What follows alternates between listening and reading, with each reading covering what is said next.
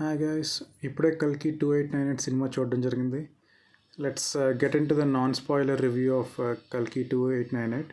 నాగశ్విన్ ఈ mythology and science fiction స్టోరీని బాగా ఇంటిగ్రేట్ చేశాడనే చెప్పాలి.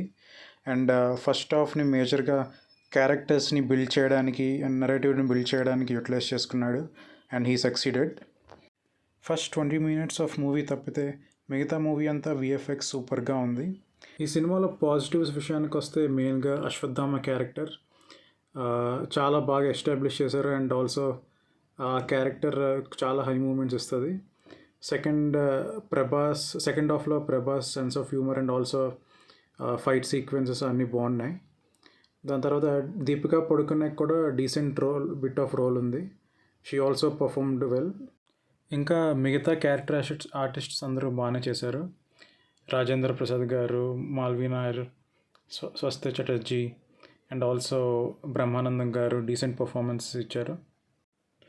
ఇక్కడ మెయిన్ విలన్ కమల్ హాసన్ అయినా తన స్క్రీన్ ప్రెజెన్స్ చాలా తక్కువ ఉంది, కానీ బాగా ఇంపాక్ట్ఫుల్గా ఉంది.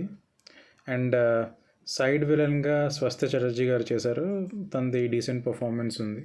ముఖ్యంగా విఎఫ్ఎక్స్ మాత్రం చాలా బాగుంది. ఆ సైన్స్ ఫిక్షన్ యాక్షన్ ఎపిసోడ్స్ మాత్రం సూపర్గా ఉన్నాయి.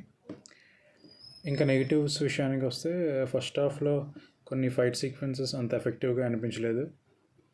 ఇంకా సాంగ్స్ అండ్ బ్యాక్గ్రౌండ్ స్కోర్ యావరేజ్గా ఉంది మూవీలో.